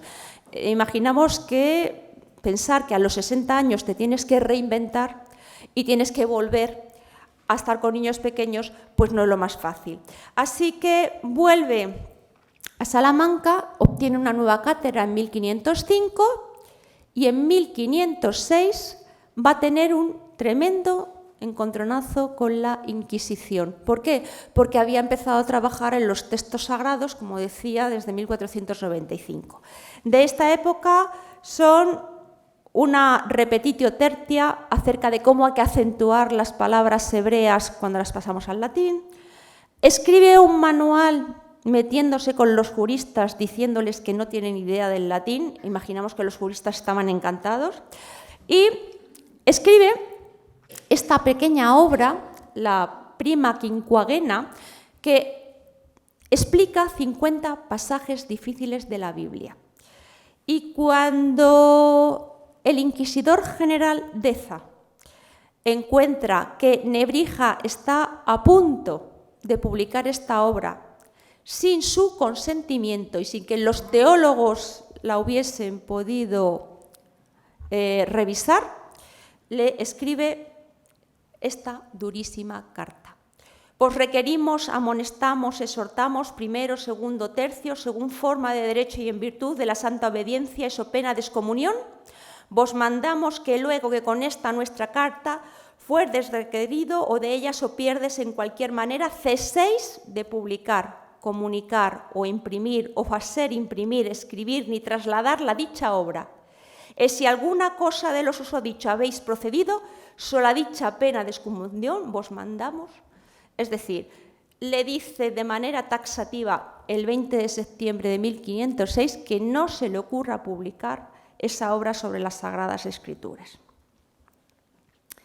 Pero Deza es destituido como inquisidor general y viene en su puesto Cisneros. Y Cisneros era una persona de un talante muy distinto al de Deza, y Nebrija decide que sí va a publicar esa obra, y no solamente va a publicar esa obra, escribe este pequeño tratadito que quizás es la obra que yo siempre recomiendo de Nebrija que se pueda leer. Está en latín, pero está traducida al español, la Apologia. En la Apologia lo que hace Nebrija es defenderse frente a las acusaciones de la Inquisición y decir que él, como gramático, puede y debe elucidar cualquier texto, sea de derecho o sea texto sagrado, que él no se va a meter en las cuestiones teológicas, sino que va a corregir el latín de la Biblia y que nadie puede impedirle hacerlo. Esta apología, como digo, es todo un manifiesto de la libertad de expresión, de la libertad de cátedra, y vienen bastantes pullas contra Deza, bastante sonoras, y además sobre la idea de que uno, si tiene unos conocimientos, puede aplicarlos a elucidar, como digo, hacer exégesis de pasajes oscuros de la Biblia. Así que con esta obra Nebrija se pone del lado de Cisneros y comienza una nueva andadura. 1507 es la Apologia, y aquí viene la parte importantísima de Logroño. en Nebrija, con la que casi voy a terminar esta charla. Nebrija en 1507, después de ese problema que ha tenido, hay una peste. Estamos en época de las pandemias, sabemos lo que eso significa. A lo largo de la vida de Nebrija hubo bastantes pestes y en ese momento se cierran las universidades y se les deja a los alumnos que se vayan a su casa y a los profesores que se vayan de los focos de infección. Nebrija termina yéndose a Logroño, a Putcántabros, dice, está al lado de los cántabros, donde ha encontrado un impresor que le merece muchas garantías. Y eso de ir gestionando con cada impresor la impresión de sus libros le resulta agotador. Y después de conocer a Arnau Guillén de Brocar, el ciudadano de Logroño, decide establecer con él un contrato y que sea él el único que imprima las obras de Nebrija. Esto era muy beneficioso para las dos partes. Nebrija podía controlar, por fin, los ejemplares de sus obras que se publicaban y evitar en lo posible las ediciones piratas, que le quitaban dinero y aparte, como no estaban bien hechas ni estaban corregidas por él, al final podían decir cualquier cosa bajo el nombre de Nebrija. Esta relación estrecha con Brocar permite que Nebrija controle la calidad de sus textos y también el número de textos que se publican. Para Brocar era un chollo. ¿Por qué? Porque poner Nebrija en un libro era vender cientos y cientos de ejemplares. Esta unión comercial va a ser muy beneficiosa también para Brocar, porque Nebrija, que ha conocido la imprenta y conoce muy bien el número el aspecto del libro y que ha visto y que sigue comprando muchos libros editados en Italia, va a hacer que Brocar vaya dejando las letras góticas y vaya adoptando una factura de libros mucho más moderna. Y además, con el tiempo, Nebrija fue como una especie de agente literario. ¿Por qué? Porque recomendaba a Brocar qué tipo de obras convenía editar, si eran buenas o no, o si iban a tener salida comercial o no, con lo cual, pues todo estupendo. Y es más, cuando Cisneros comienza el proyecto de la Biblia políglota y crea una universidad en Alcalá de Henares, y lógicamente donde hay una universidad es necesaria una imprenta, el impresor llamado por Cisneros, por indicación de Nebrija, fue Arnau Guillén de Brocar, que durante mucho tiempo mantuvo las dos oficinas, la de aquí de Logroño y la de Alcalá. Al final terminó cerrando la oficina de Logroño y se fue a la de Alcalá, entre otras cosas porque el volumen de textos requeridos por la universidad era mucho más ventajoso. Es decir, desde el punto de vista económico, Alcalá, que había empezado de cero, necesitaba muchos libros y Brocar de esa manera se garantizó muchísimas ganancias. Y encima Nebrija seguía siendo un reclamo comercial. Hubo un momento en que las cosas no fueron muy bien entre Brocar y Nebrija puso un pleito a Brocar. ¿Por qué? Porque Brocar editaba muy despacio las introducciones latinas de Nebrija, con lo cual subían los precios, pero el mercado estaba desabastecido. Así que Nebrija se fue a Sevilla, edita sus libros en Sevilla y le pone un pleito a Brocar diciendo que espabilase, que habían quedado en que se editasen ciertas obras y que iba como muy despacito. Tenemos el juicio, tenemos el pleito, ganó Nebrija, recompusieron la amistad y esa amistad duró ya hasta la vida de uno y de otro. Se llevaron muy poquito tiempo la muerte de uno y de otro y tenían por lo visto bastante complicidad. Así que bueno, en esta etapa logroñesa de Nebrija fue fundamental. Entre otras cosas, bueno, aquí les he traído lo que es uno de estos privilegios para que ustedes lo vean lo importante que era tener el apoyo de Nebrija. Esto se imprimían las obras que editaba Brocar aquí en Logroño. Este es el texto tal como aparece, se lo he transcrito a continuación. Alcaldes de la casa y corte de la serenísima reina y princesa, mi muy cara hija, y otras cualesquiera justicias de estos reinos y señorías, sabed que Arnau Guillén de Brocar, vecino de la ciudad de Logroño, por aprovechar a los estudios universales de estos dichos reinos y señorías y a las otras personas particulares de ellos, quiere imprimir a su costa y misión los libros menores con himnos y oraciones y el Terencio enmendados y corregidos por el maestro Antonio de Nebrija. Es decir, nadie podía editar las obras de Nebrija o las obras que Nebrija decía que se podían editar durante 10 años. Tenía, lógicamente, el monopolio. Y eso, como he dicho, era muy importante desde el punto de vista económico para Brocar y para Nebrija. Bueno, aquí tenemos una obra fundamental. Perdone. y es la versión mejor de las introducciones latinas, son las que Nebrija imprime justamente en 1507 y 1508 aquí en Logroño. Se convierten en canónicas y esas introducciones latinas tienen esta portada que ustedes tienen aquí y además incluyen una obra muy novedosa de Nebrija, un estudio del griego. Así que tenemos a un Nebrija que estudia latín, sabe hebreo y también quiere que los jóvenes españoles aprendan griego. Y por eso crea estas introducciones latinas, que son las versiones que se editan aquí en Logroño y que se van a convertir en modelo para las que luego se hagan en toda la Corona de Aragón e incluso las que se van a editar fuera de España. Son las introducciones escritas aquí, corregidas aquí por Nebrija, las que se van a convertir en las más importantes de todas. Bueno, ya estamos terminando. Estamos en 1507, ya lo hemos visto, ha superado el trance con la Inquisición y Cisneros, que le ha ayudado, quiere que Nebrija se vaya a Alcalá de Henares a trabajar en el proyecto de la Biblia políglota complutense. Pero aquello no sale bien.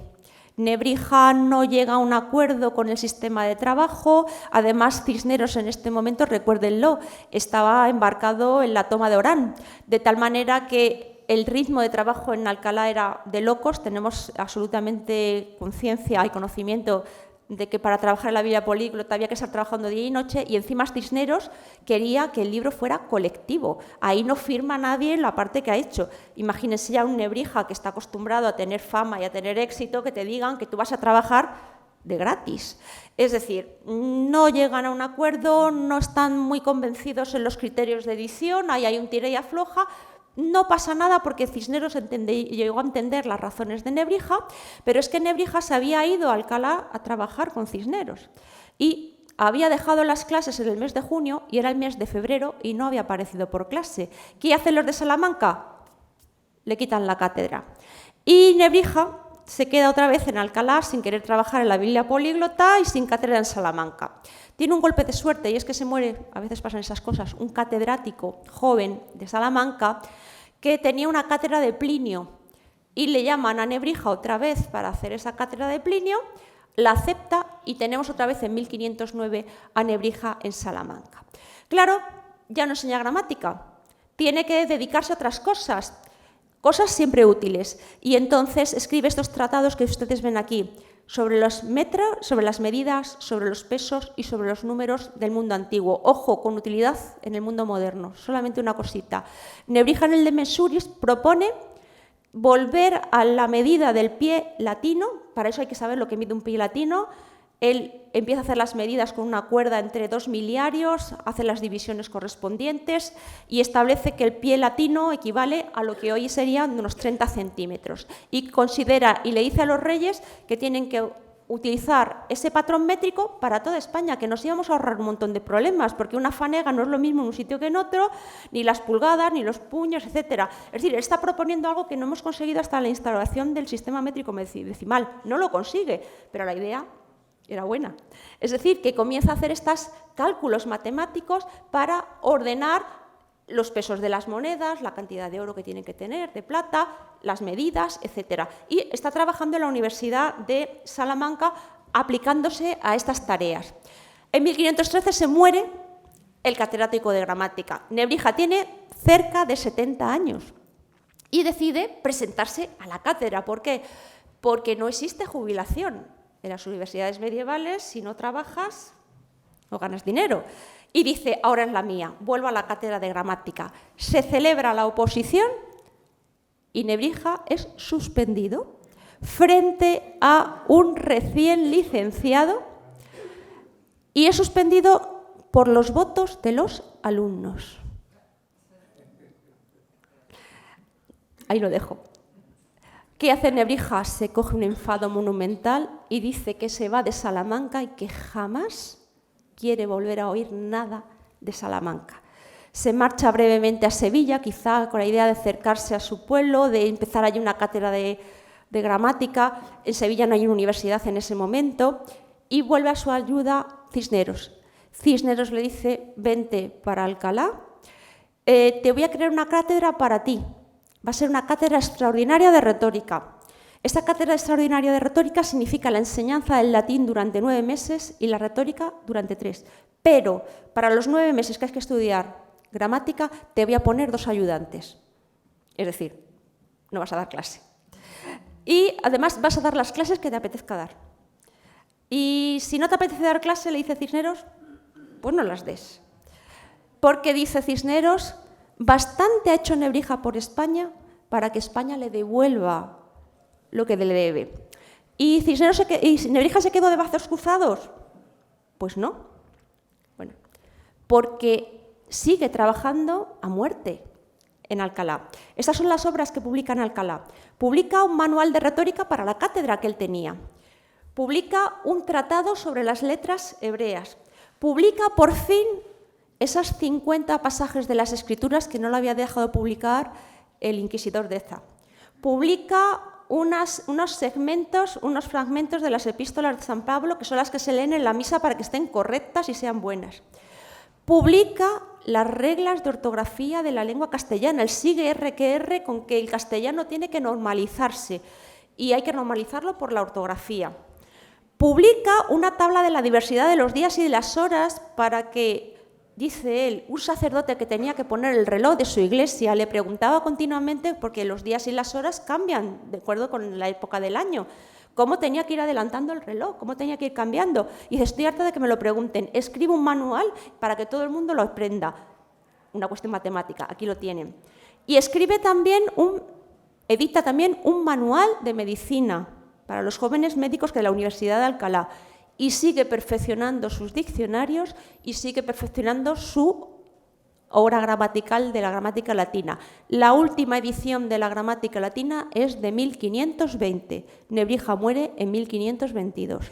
Así que, como ven, no solamente daba clases, que las daba, sino que no dejó de trabajar durante todo ese tiempo. Brevemente les leo lo que dice un autor italiano del momento acerca de cómo muere Nebrija. Y dice lo siguiente: una repentina parálisis le sorprendió cuando tenía 77 años de edad, pero era tanto el vigor de su cuerpo e ingenio que no permitió de nada su entrega al estudio. Y como era de natural mujeriego, hasta el último día hizo uso de los placeres del amor. Yo no sé exactamente de dónde se sacó esto, pensó, tiene 9 hijos este hombre, a la pobre mujer, pero bueno, hasta el último día dice este italiano que estuvo haciendo uso de los placeres del amor. Murió en el tiempo en que las poblaciones de la Hispania ulterior se levantaron en arma contra los gobernantes belgas al considerar que ejercían su gobierno con avaricia. Es decir, la muerte de Nebrija coincide con 2 hechos importantes. El final de las guerras de las comunidades, que fue tremendamente dificultosa para la Universidad de Alcalá. Muchos profesores tuvieron que escapar porque Alcalá se puso del lado de los comuneros. Nebrija en ese momento se aparta, no quiere saber, ya no está muy mayor, pero muere en esa época. Y en septiembre de este año, de 1522, se termina la primera vuelta al mundo. Así que la vida de Nebrija nos sitúa también ante acontecimientos realmente importantes de la vida nuestra. A modo de recapitulación, les comento una frase que en la que Nebrija insistió una y otra vez, aparece en muchas de sus obras y que demuestra muy bien la importancia que él daba al estudio. Y llegaba a decir que cuando la gente se metía con que él era un gramático, lo que hemos dicho al principio, non paroasunt sine quibus magna constare non possunt. No son pequeñas aquellas cosas sin las cuales las grandes no pueden construirse. La gramática, el manejo de la lengua, el conocer el léxico, el hablar con corrección, comienza con esa preocupación pequeña por las palabras. Y esas cosas, aunque nos parezcan pequeñas, son grandísimas. Muchas gracias.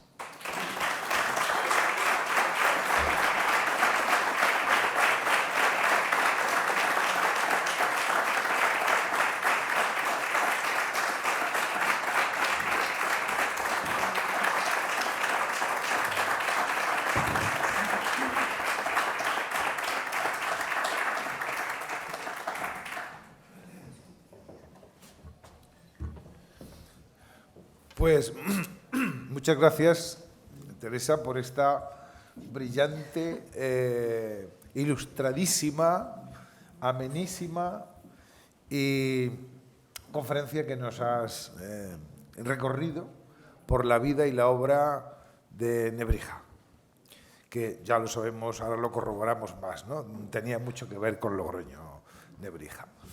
Es el momento de que, si alguno de ustedes quiere formular alguna pregunta, pueda hacerlo.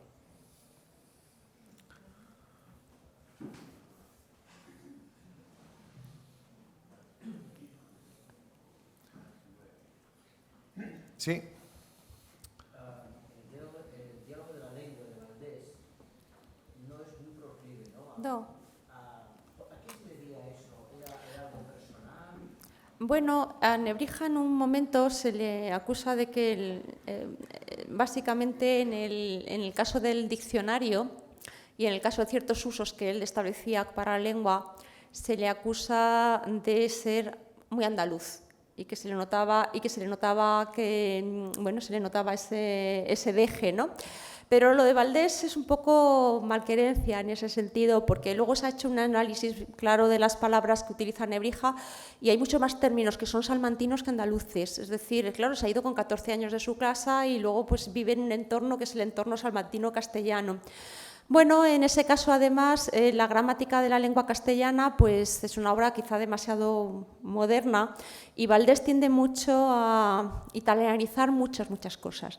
Entonces, ahí, por una parte, está esa idea. Y luego lo que sí es cierto es que Nebrija tuvo críticas por parte de otros humanistas y Valdés participa en ese entorno de un humanismo ya del siglo XVI, y es porque se hizo un uso quizá incorrecto de la obra de Nebrija. Nebrija era consciente de que esa gramática que iba creciendo, por ejemplo, en la portada que yo les he puesto aquí de las introducciones latinae de aquí, de Logroño, se llama la Editio Cantábrica, la hecha en Logroño, Nebrija había pasado de hacer un pequeño manual de latín, donde estaban los paradigmas y había unas poquitas reglas, y dentro del manual un pequeño diccionario, pues como son los manuales hoy que tenemos para enseñar latín, los primeros.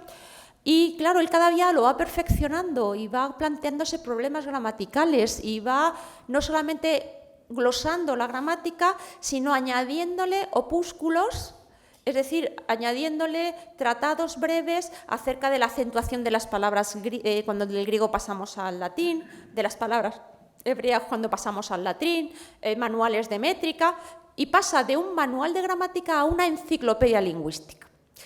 ¿Por qué digo que se malinterpretó? Porque Nebrija consideraba que esa obra era para los maestros, para que los maestros estudiasen y perfeccionarse, pero no era para los niños.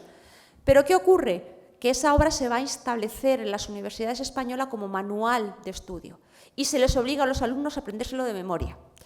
De tal manera que los que eran del círculo de Valdés, Juan Maldonado, por ejemplo, que es muy amigo de Valdés, y otros humanistas del momento, consideran que es un horror, que al final lo que Nebrija pretendía, y es que con unas pocas reglas pasemos a estudiar a los clásicos y leamos a los clásicos y volvamos a Cicerón, a Terencio, a Tito Livio. Ojo que cuando Nebrija está en Alcalá, lo que hace es propiciar ediciones de Cicerón, de Tito Livio, de Plauto, de Terencio, para que los jóvenes lean directamente esas obras.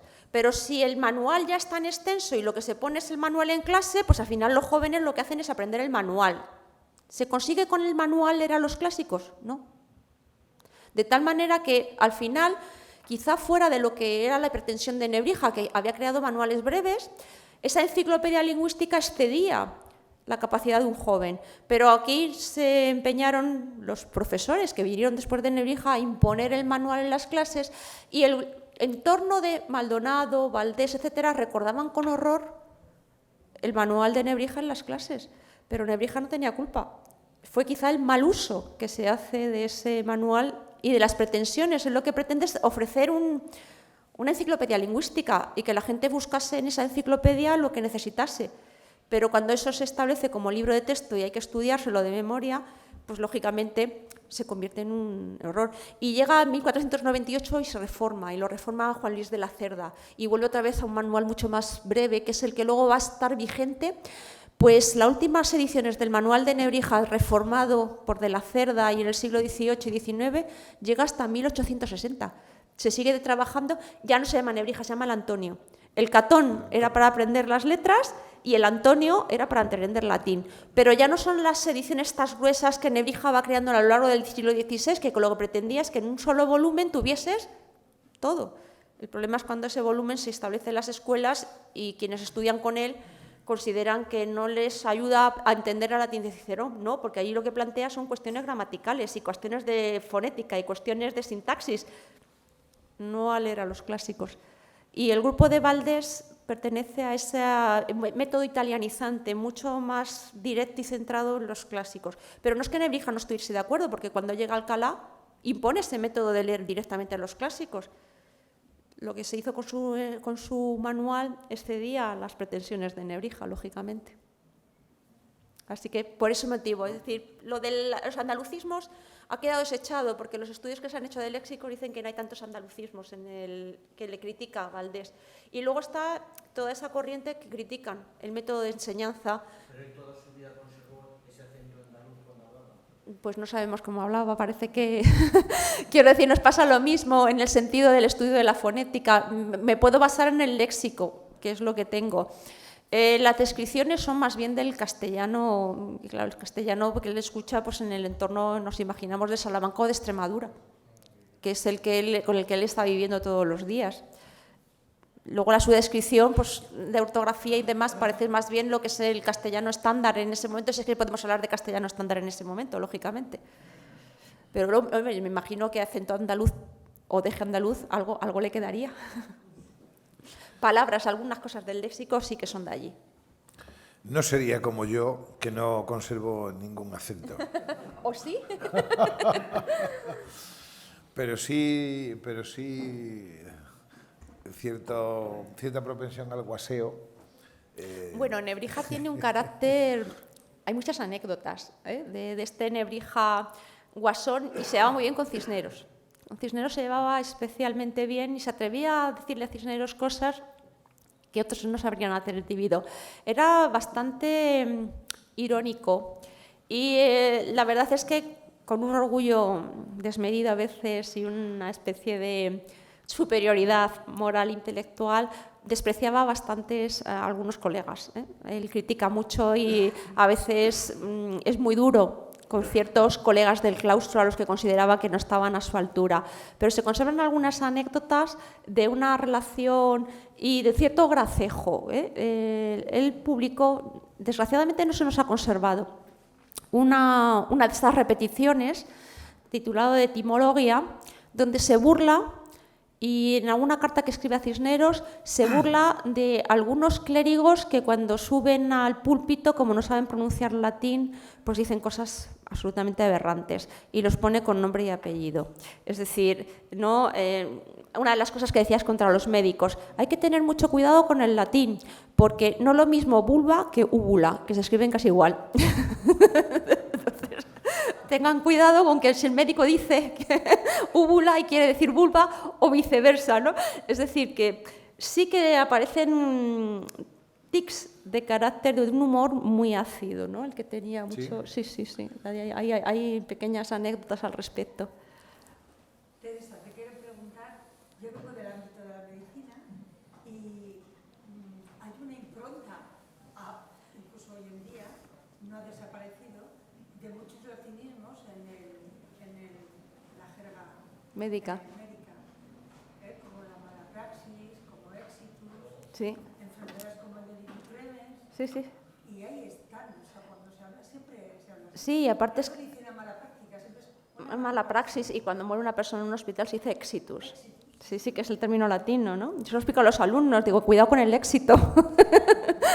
Bueno, es que lógicamente durante muchos siglos fue la lengua y entonces es una lengua que te permite, un ejemplo, cuando tú en Alemania quieres estudiar medicina, necesariamente tienes que escoger el bachillerato que tenga latín, porque el léxico médico se ha llegado a esa idea y son o bien términos griegos, raíces griegas y raíces latinas.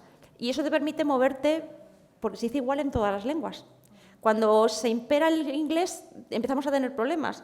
Y entonces esa es una especie de lenguaje científico. Y el lenguaje científico en la botánica, en la farmacia y en la medicina y en el derecho, claro, el derecho es muy lógico porque son los padres, los romanos son los padres del derecho.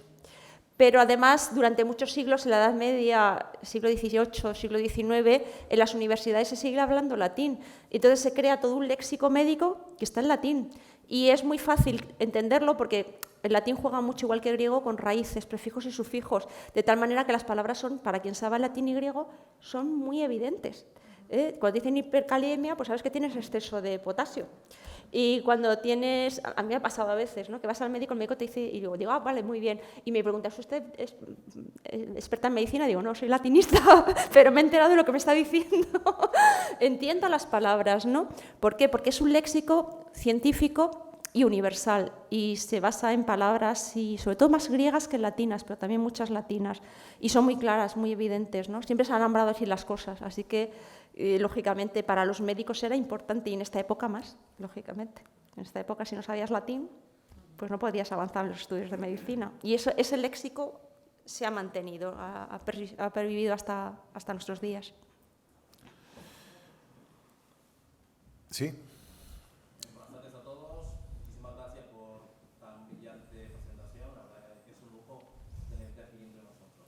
Placer.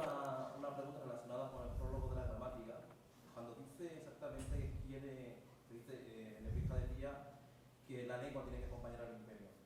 En ese sentido, ¿existe prueba de que él quiso también luchar como soldado o él entendía que su misión era trabajar? Él está claro que su misión es... Imperio significa... Vamos a ver, el poder y la cultura tienen que ir unidos en esa manera, y él en el fondo está traduciendo aquí una idea que está en Lorenzo Valla, que es uno de estos humanistas italianos, que llega a la conclusión de que Roma había dado mucho al mundo, había tenido un imperio político muy grande, pero que aquel imperio había desaparecido, pero había una cosa que no había desaparecido, y es el imperio de la lengua. Es decir, no había desaparecido la potencia del latín y la importancia del latín, de tal manera que había una especie de confluencia entre tener un poder y la cultura que acompaña ese poder.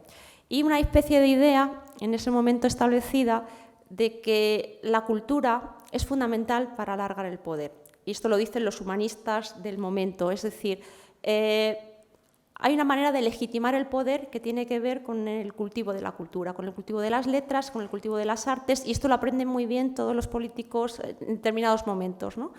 En el siglo I a.C., Augusto lo entendió fenomenal y tuvo un mecenas, que se llamaba Mecenas, que era un señor de carne y hueso que lo que hizo fue pues, atraerse a los mejores escritores del momento, Horacio, Propercio, Ovidio, Virgilio, Tito Livio estuvo también en esa órbita, porque era una manera de dar una imagen del poder distinta. La literatura, las artes apoyan, dan una imagen del poder mucho más benévola. Y eso se lee en los textos clásicos. Esto pasa en la Europa en distintos momentos y la Europa del XV también. Y es esa idea de que el poder sin cultura, sin ese apoyo, sin ese cultivo de las artes, lo que en ese momento se llama la magnificencia, lo que se llama dar esa imagen del poder a través del cultivo de las letras, se viene abajo, se tambalea.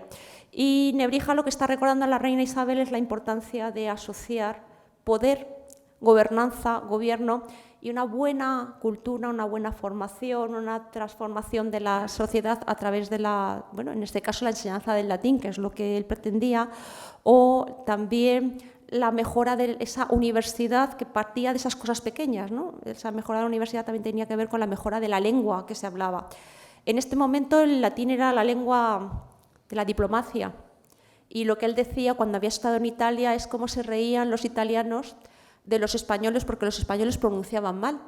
De tal manera que si los españoles estaban llamados en ese momento y España estaba dando muestras en ese momento de ser un poder que excedía los límites de la península, acababa de conquistar Granada, gracias a un apoyo clarísimo del papado, ¿no?, a través de bulas, y eso se estaba vendiendo en Europa como una cruzada religiosa y como una manera de poner freno a los turcos.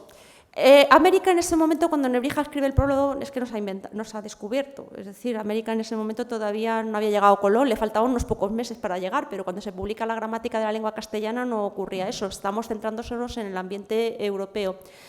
En las cortes europeas había que hablar buen latín, había que tener escritores que escribiesen en latín la historia del país, que diesen discursos en las embajadas en un latín que son hacia los clásicos, y por lo tanto, si España en ese momento ya tenía una embajada casi permanente en Roma y que aspiraba a dominar el Mediterráneo por la corona de Aragón, estaba clarísimo, que tenía en mente también la toma de ciertas posiciones en el norte de África, como luego ocurrió en Mazalquivir, Orán, que era una manera de evitar la piratería que llegaba de esas zonas. Y hay que recordar que en este momento el rey católico era rey de Sicilia y además estaba la pretensión y tenían contactos directos con el reino de Nápoles. Ojo, el reino de Nápoles comenzaba justamente al lado de Roma. Y luego España va a tener una influencia también en Milán, ya en la época del emperador. Hablar buen latín, hablarlo con corrección y demostrar que tienes un pasado clásico equiparable al de otras potencias europeas, te sitúa en un nivel con ciertas ventajas y garantías. Es en esa idea de que la cultura apoya la extensión del poder, apoya la idea de imperium. Imperium en latín significa un poder militar y poder político y poder civil. Es decir, el poder de una monarquía autoritaria, una monarquía casi absoluta, necesita también no dejar de lado las universidades, no dejar de lado los escritores, servirse de ellos, tener un equipo de buenos funcionarios que cuando tengan que escribirte una carta para dirigirte al Papa o para dirigirte a una corte italiana, escriban en un latín exquisito, porque si tú escribes en un latín con falta de ortografía, directamente la carta va a la papelera. Y en ese sentido se puede entender esa frase. Sí, Enrique. En aquellos tiempos. Exactamente. Yo le agradezco me alegra además que haya hecho esta precisión tan clara, tan didáctica y tan extendida en el buen sentido de la palabra, porque claro, hay mucho tópico con ese asunto. Desde luego tendría otras cuestiones que me gustaría hacer, tengo el privilegio de hacerlas luego y de reflexiones, y por supuesto tengo que dar las gracias en público por esta conferencia tan erudita y sabia, que no siempre va juntas también, y por supuesto amena, ¿no? Y esto hay aquí, y ese aplauso, final era el aplauso que requería un bis, ¿no? Pero como suelen ser las 9, la hora en la que prudentemente debemos abandonar la sala, pues yo me voy a reprimir, no voy a hacer las preguntas y voy a dejar que cierre el acto a Francisco. Yo me reprimo también, porque iba a hacer un comentario más de un punto de vista anecdótico que de otra cosa, pero no lo voy a hacer, simplemente lo voy a enumerar, lo voy a decir, pero sin querer extendernos más. Es curiosa la rara combinación que hay en un intelectual, en un universitario, como era el caso de Nebrija, esa combinación de la alta capacidad intelectual, la obra científica y esa habilidad para combinar en la praxis los negocios, el sentido de los negocios, con esa otra cosa que es a lo que nos dedicamos nosotros y que nos da poco dinero, pero que en Nebrija sí que fue una cosa lucrativa. Sí, sí, ¿no? sí. Yo conozco 2 o 3 casos solo en la Universidad Española que combinen estas habilidades, ¿no? Pero Nebrija la tenía. Sí, la tenía, totalmente. Sí, sí, sí. Además que debió vivir bien hasta como que los hijos dejen profesiones que no estaban mal. Bueno, tuvo un hijo que se fue a América también y que se rebeló contra el capitán de su compañía y que murió abandonado, según se cuentan las crónicas, de mala manera, herido en medio de la selva. Pero luego tiene un nieto que va a la zona de Colombia, Santa Marta, y allí hay un río que se llama Lebrija, porque lo puso el nieto. Y el nieto cuando regresó también muy rico, porque tenemos los pleitos de los sobrinos reclamando la herencia del tío. O sea que los Nebrija en general eran avispados. Lo llevaban en la sangre, ¿no? Bueno, pues aquí vamos a concluir esta gratísima charla, este grato rato que hemos pasado en esta tarde con Teresa Jiménez Calvente, nuestra conferenciante, y muchísimas gracias de nuevo. hemos quedado impresionados, ilustrados y satisfechos. Y muchas gracias a ustedes por haber venido también, y espero que les haya merecido la pena, por supuesto. Y yo, como director del Departamento de Filología Hispánica, pues quiero también agradecer la iniciativa de la Cátedra de Español para que conjuntamente pudiéramos celebrar este acto que Nebrija se lo merecía, Logroño se lo merecía y a nosotros nos ha venido a todos muy bien. Pues muchas gracias Muchas a gracias, todos. sí. Muchísimas gracias.